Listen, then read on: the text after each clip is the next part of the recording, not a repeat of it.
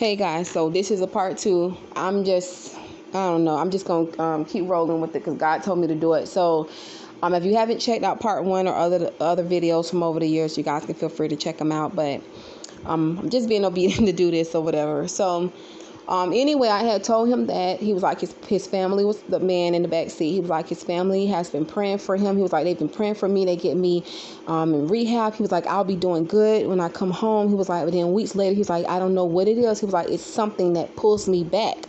And I was looking at what was in the car, and I knew exactly what it's talking about, but it also was a demon. I wasn't looking at it like this, like, oh, it's a demon, because I'm telling you, there'll be pictures, guys, and I'll take some beautiful, like 5 pictures that I thought was to me and others. But when I got saved and I look back on some of them pictures, you could see the spirits. And it's like, oh my God. And that's why I thank God for spiritual eyes and purity and being a light in God inside and out.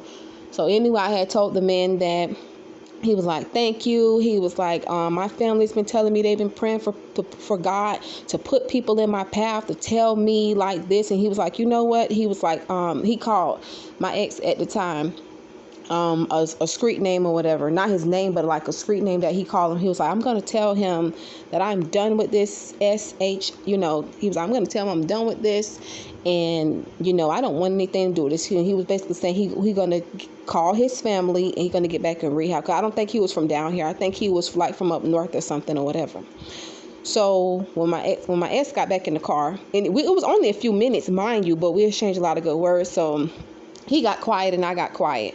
And he know, like, okay, I think the radio was up too. And I turned it down so I could talk to him. And like when I was talking to him, I was looking at him through the mirror, and you guys know I have my bachelor's in psychology. I've always been like a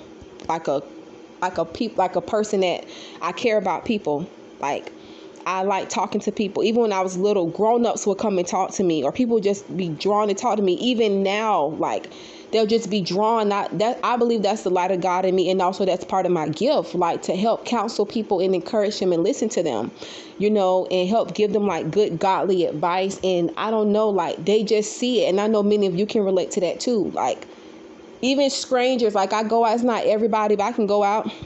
People just start talking to me. I even just smile and say hello to a person and just literally mean hello, just go about my business, and they'll just strike up conversation, and that person to get delivered a heal, or like they'll get an answer. They'll be like, I just needed that talk. Like my friends and family, my close ones, they know, like I'll listen, like I'll talk. I'm gonna give you real advice. I'm not gonna sugarcoat with you, but like be feeling like I'm so glad we had this talk, and I be thanking God because that's God. That's God. So anyways, he came back in the car, but I didn't notice at this time. I didn't know any of this until my eyes started being open and I got saved or whatever, for real. And the guy was like, no, he was quiet. I was quiet out the window. And I guess he noticed, like he put it together. He noticed like y'all been talking, plus the radio is down. So he looked at me, and I had my head turned out like I was looking out, because it was dark. It was nighttime when we were out. It was late too. I want to say it was like 8 something or whatever, 9 something or whatever. Because I think he came and got me around 7:30. He's supposed to come at 7. I think he came like 7:30. Plus, even during this time, we almost got into an accident because he hit a car. And the girl came out and she started cussing. He was like, whoa, what was that? He was so zoned out. And I didn't want to drive that night. He was zoned down. He was like, what was that? And I said, did you just hit the back of that girl's car? Because we was at a red light.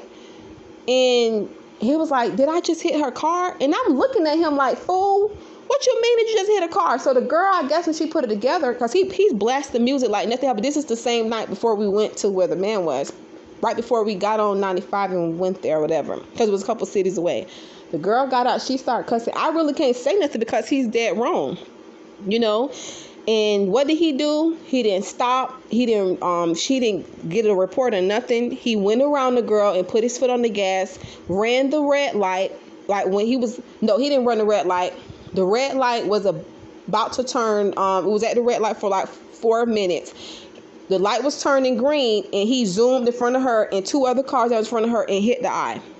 So I'm looking at him like, you crazy, because technically it wasn't an accident, but even him driving like that could have been an accident. And then the girl, because it was a loud thump. It wasn't just like he tapped her bumper. It was a loud thump.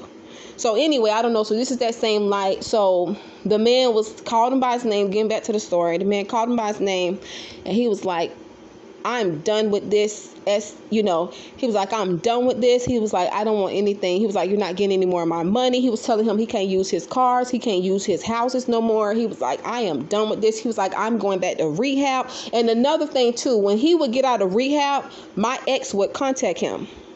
My ex would constantly contact him and pretend like he's checking up on him, but really he's trying to offer him stuff he's not supposed to. And that would draw him back because of these spirits.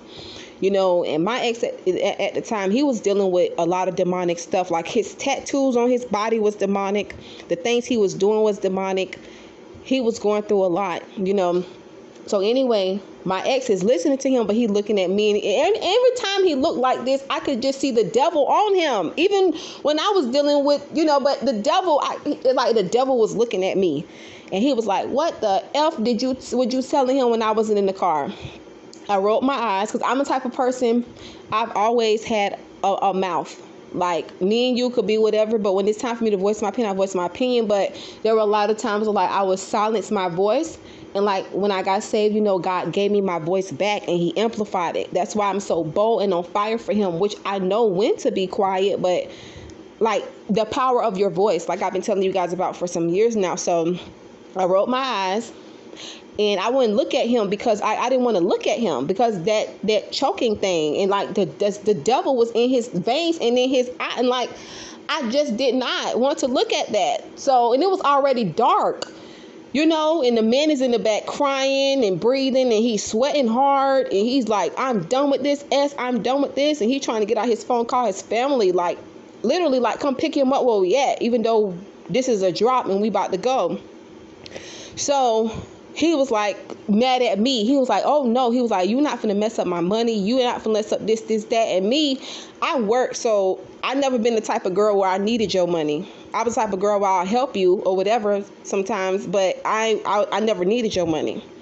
Never. None of my exes could tell you that I needed them or for their money, nothing. I was the type of girl, I always go get it myself. I ain't wait for you for nothing. If you did it, okay, but you never could have that over me. It would just be the sexual tie or the emotional tie, but the money, no, I don't need you. And I've had that mindset since I've been younger, and I'm still like that.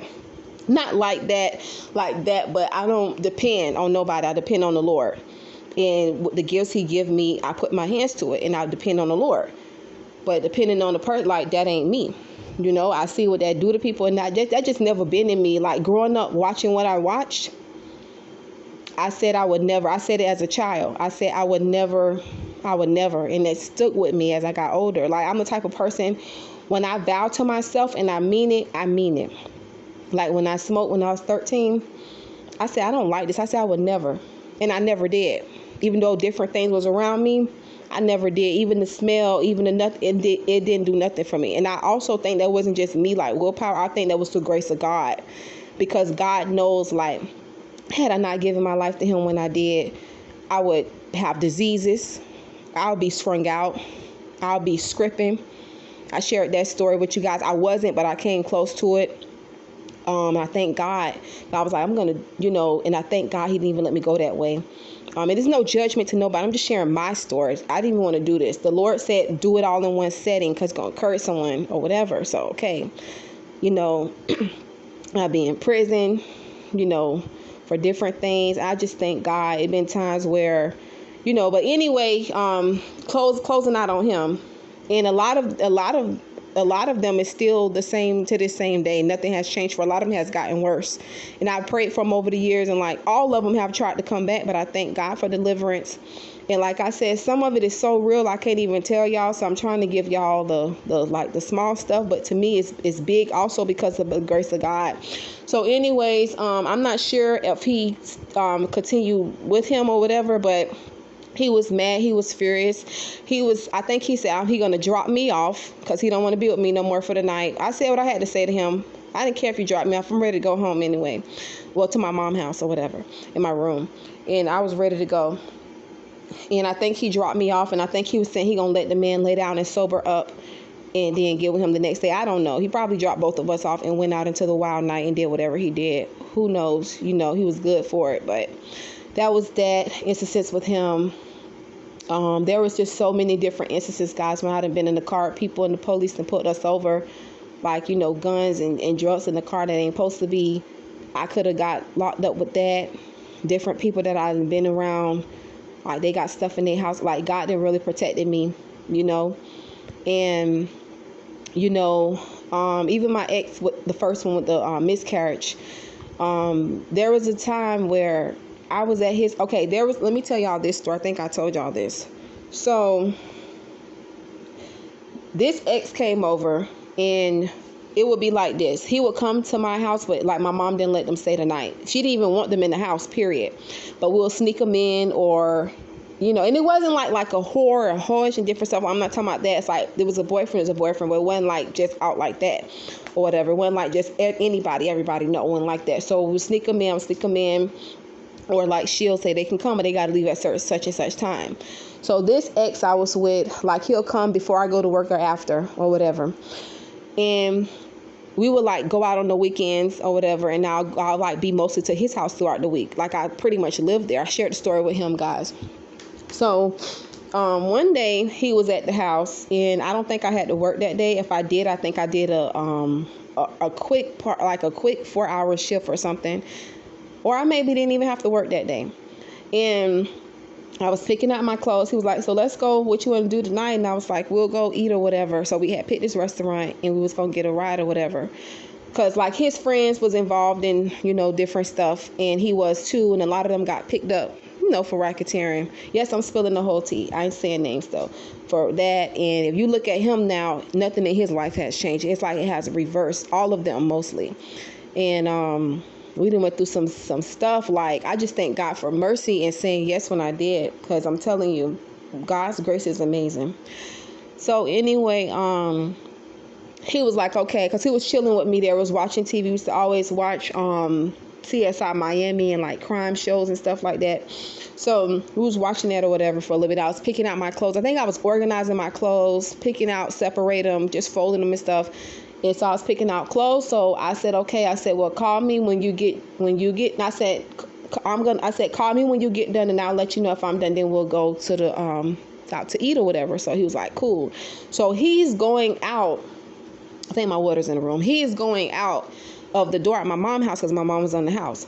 And this was a busy activity area at this time. My mom ended up moving from there like back in 2009, I think. But we were at this place for like over 10 years. I pretty much like grew up in this house or whatever. So, and I had known this guy for years, like since middle school up into like our adulthood or whatever. So, and it started off like we were friends. He was the type of person, he always liked me, but I didn't look at him like that. I looked at him like, we just cool. You just like a brother, like a homeboy.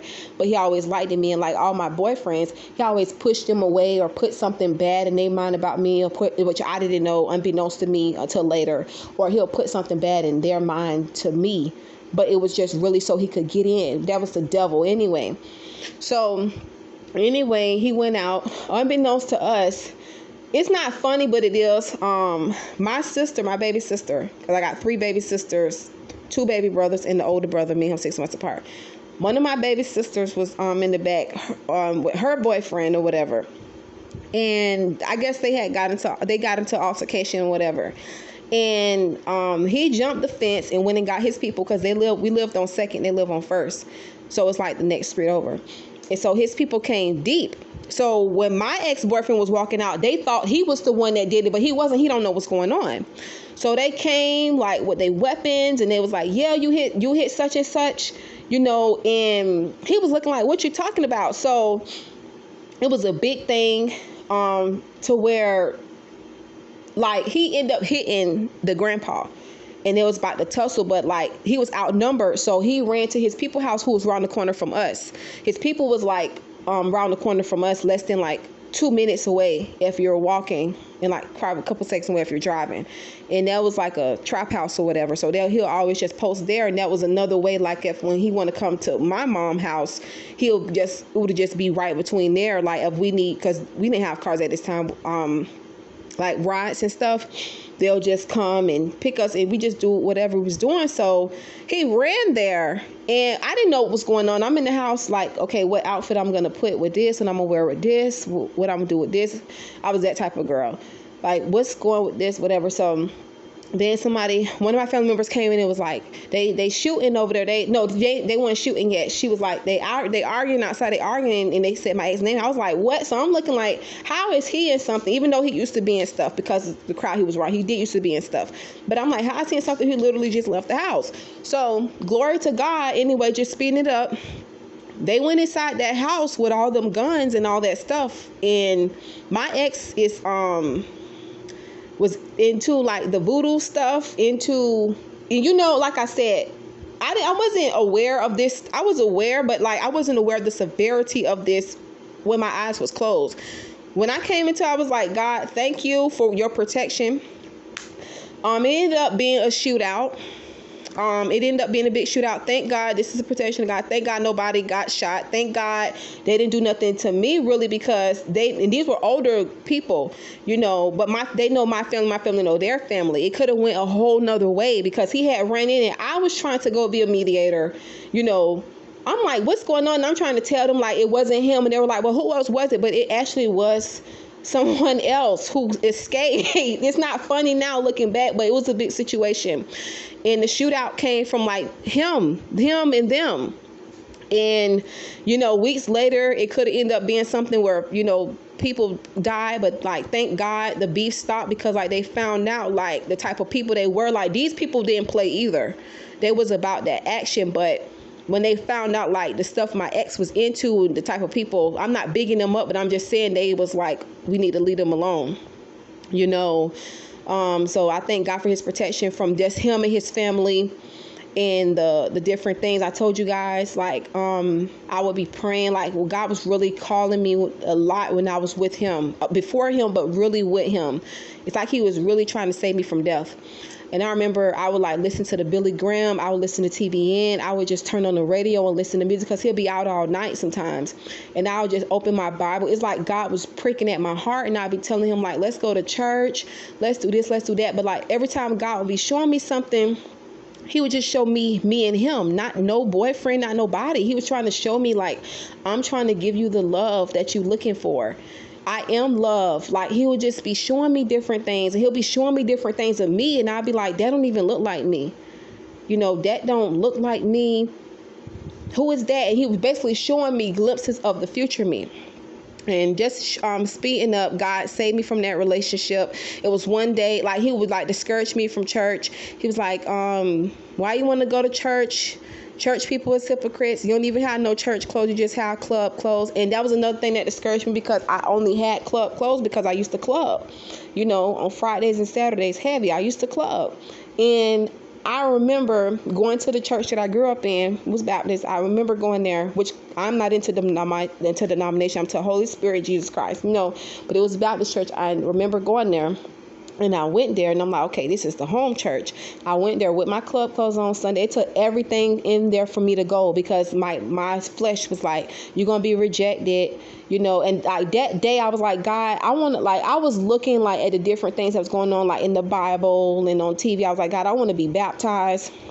I want to give my life to you. I want to change my life. And I had said that in my heart that night, and even in the morning, because I would want to go, but it was like, I would just be so discouraged from going, and then like what I was around, and a lot of times, guys, I'll be chilling by myself. I'll be with my family. I'll be in my room, whatever, but a lot of times I wasn't. And my family close to me, they know, so they see the change. Trust me, some of them still shocked at the change. I'm not perfect, but they can tell you God has really changed that girl in her life. And I thank God for that, and I'm able to go and pray for them and encourage them and send them the word and be about God over the years, and they see that, So anyway, this day I was like, I'm gonna go. I was like, and then that was another thing. It was like, when you don't got no church clothes, like, you gonna go to church with all these stuck up people. I'm being honest. This was my mind. You gonna go to church, all these stuck up people, because they would look down on me when different people, and I ain't like that. That's why I'm not into hypocrisy and all that stuff and judgmentalness. Like, y'all could tell I'm not on that at all, because I know what that feel like. And It would be like where I wanted to just worship the Lord. And I was like scared to raise my hands, because instead of y'all worshiping, y'all supposed to be worshiping Jesus in spirit and truth. Y'all looking at each other like y'all trying to outdo people with the outfits. Y'all trying to outdo who clapping the loudest, who yelling the loudest. And to me, I could just, even though I wasn't even saved, I could see like, this is a bunch of crap. I'm gonna be honest, And so I wanted to go up there when the pastor gave the altar call. I was so scared because they were just looking, not just at me, but I just felt so condemned. And I'm like, hi, I'm trying to get free, and y'all look like them and looks. And it's like, that's why you should, when people come in there like that, don't judge them, because they're trying to change. God drawing them. You should be the light. Instead of judging, if you a mother or whatever, you go help that sister and say, hey, you wear a slip, or you wear this here, or I'm going to take you get some church clothes, or I'm going to tell you a good spot to go get some clothes. But stop judging people. So anyway, this was years before I got saved. This was years and years before I got saved, but God was drawing me. So that was an experience. And of course, like, I did learn like how to dress, what to wear, what not to wear. Because my grandma, she would teach us that, like, ladies, like, if you cycle on, you wear black underwear. If you wear certain type of clothes, you don't wear certain color underwear with it, or, when your cycle, you do this, or certain bras and stuff. She helped us with all that. Even to this day, like, I still apply that stuff. And I learned, like, and I had the other grandma too that helped me with that stuff and too. But, and just different church people, like, I didn't face jealousy in the church, backstabbing, betrayal, different things. And I've also faced a lot of good in the church too, so I thank God, because it all helped to be better and really just have a relationship with God for yourself. But thank God for the fellowship. So I just thank God for that, for just keeping us with that, delivering me from that relationship. I remember one time I was in the middle of praying. Billy Graham was praying at the crusades, the Billy Graham crusade. It was years back, you guys know, I think from like the 70s and 80s and stuff like that. And I was lifting my hands. I was surrendered. And I was crying, and I looked, and like something said to me, look, and the light was on too. And something said to me, look, and I looked to my right, and it was him. And they had this black cat, a house cat. I don't like cats. I don't have nothing against cats, but like, I'm not gonna say I don't like cats, because I do like some cats and I do like some dogs. But I do believe that there are some things that could be used, because they were into the occult, that can be used for those purposes, and those things are very real. So they had this black house cat, and he threw the cat at me, and he was laughing while I was in the middle of crying out to God, and he heard on the TV.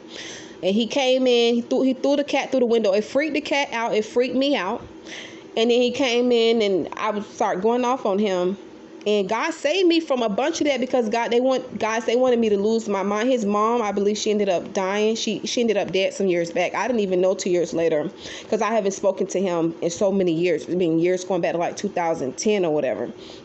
And his mom ended up passing, but they used to like give me stuff to drink. Like, they tried so much stuff on me, and I thank God, through the grace of God, it didn't work. Even some family guys, like, I thank God it did it not.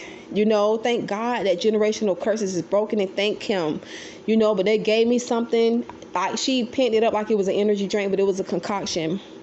And I went to work. I was so thawed. They was looking at me like, what is wrong with you? I was like, I don't even know. Like, and I was a drinker, so I knew, like, I didn't drunk some things, but I've never drunk. It made me feel like it was not myself. And all it was making me want to do was just go back to that house and be around it. It was like a witchcraft potion. They were trying to pull me to them and keep me tied and bound, because like they were seeing in the spirit, this girl is trying to get free. Plus I got family members praying for me. Plus I got my grandma praying for me. Plus I got, intercessors that's really covering me and praying for me. Like, God have grace and mercy on that girl. That's why today and over the years, I am so big on intercessory prayer. We see so much breakthrough with those prayers. And even over my family that's not saving people, when people be like, people is a lost cause, I tell them, don't you dare, because I know what it was like for me, how I was living in. People that prayed for me, for God have mercy on me, and he did. So you cannot tell me there's not power in no intercessory prayer. You cannot tell me, and trust me. And that's why I'm big into intercessory prayer and fire prayers and praying the will and word of God over people, and mercy and grace, and praying that people be saved. You see what I'm saying? Because I know the difference change can make. So anyway, God delivered me from that. His uncle, one time he was leaving, His uncle was trying to do something. I think God that didn't work. But anyway, that night with the cat, he ended up telling me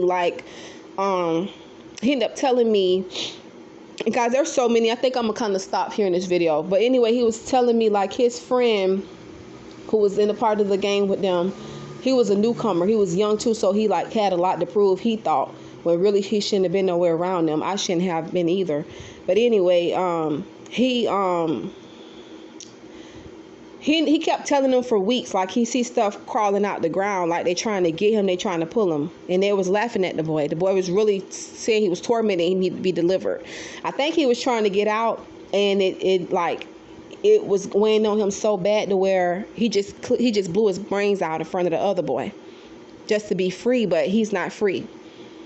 And he's just started crying about that, because I was telling him, I was like, I'm ready to leave. Like, I was feeling like the man in the back of the car. I was like, I'm ready to go. Like, he was like, started crying, and he was like, what he gonna do without me? And they just start all these different tricks. They gonna do this to themselves, and it's all a lie. Get free. That don't be about nothing. That's the devil. So anyway, he said that, and me with my caring heart, I felt sad. And I'm like, oh my God, and then let it in, all that. So that was that. And there's so many other stories I could share with you guys. God then delivered me. God then blessed me with my car, my brakes. I shared that story with you guys. My tires. God then delivered me when I was traveling. Even my birthing story. God blessed me to have a safe delivery with my son. God had mercy on me. God kept me through my pregnancy. God, he just, the blessings of God, like God helped me through school. I finished my bachelor's degree. I started in 2015. I got my degree in 2019. He helped me to get through. He helped me to get through with being a mom and working and having jobs and having my business.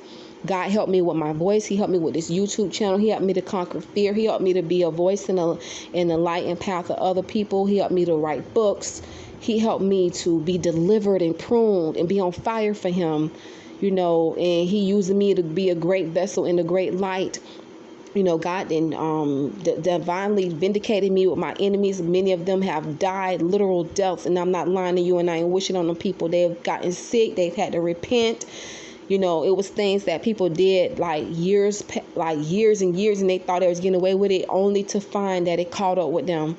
And I saw them and had to have mercy on them and like pray for them, and like seeing them people in that state, like I wouldn't wish that on my worst enemy, even though they was an enemy, and it's just like, I thank God for his mercy to me too, and there's just so many things. I thank God for being with me during this quarantine, and all of us, because so many people didn't make it. I thank God for helping me, this virtual distance learning with my son. And there's a lot of other things I thank him for, guys. I thank him for just the way he blessed and favored me financially. He always make a way. I thank him for the intimacy that I have with him.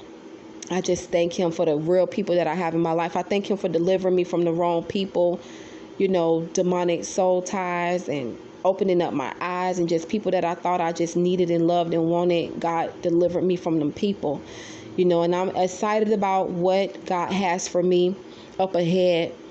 I thank God for health. I thank him for strength. I thank him for the gifts and talents that he has given me. I thank God for being with me times when I didn't know how I was going to make it, and he kept pulling me through, and just his grace and strength and mercy prevailed in my life. And I just thank him. He is so amazing. I thank him for all he done in my past. I thank him for what he presently doing. I thank him for what he will do. I thank him, guys. Like I shared with you guys about my apartment situation some years back with a Buddhist landlord and so much witchcraft against me, and God kept me. I came out with the victory against that Buddhist landlord. I was able to move. I didn't have to pay him the last month. I was able to go to the new place that God had for me, and I was there for almost 2 years or whatever. And it was everything I prayed for. I told you guys the faith story with that, how I had $80 and God said, put it down for the, not the deposit, but like the application fee or whatever. And I had to catch the bus to go to work. I had to get groceries that week. Plus my baby was in daycare. So, I had bills and stuff. And I'm like, God, how? Like, I need this $80 for the week, and God blessed me back. I think more than double that same week, or he gave that amount back within days. And I ended up getting an apartment by faith. I looked online, I applied my faith, I prayed, I was fasting, I was warring, I was worshiping, I was in church. When I was at work on lunch break, I was praying. Between calls at work, I was praying. When I go on my lunch break, I'll walk at the lake and just be eating my lunch and praying. And God delivered me from that situation. It took months, but God delivered me. The city had to get involved. I had to do natural things also, but also spiritual. And I saw breakthrough, and he provided me with favor with the move. Even when I was in school, like he provided.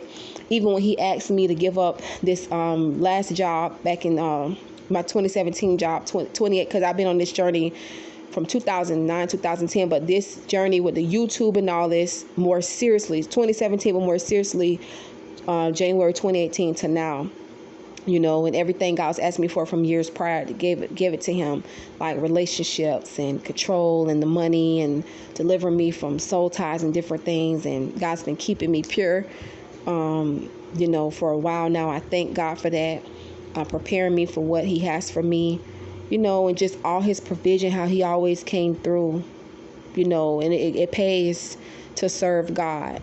So I just thank God. I think I'm gonna stop there. There's so much more I can share with you guys. Maybe one day we'll do a live and talk about it, but I hope these testimonies have encouraged you, to share your testimonies and trust in the Lord.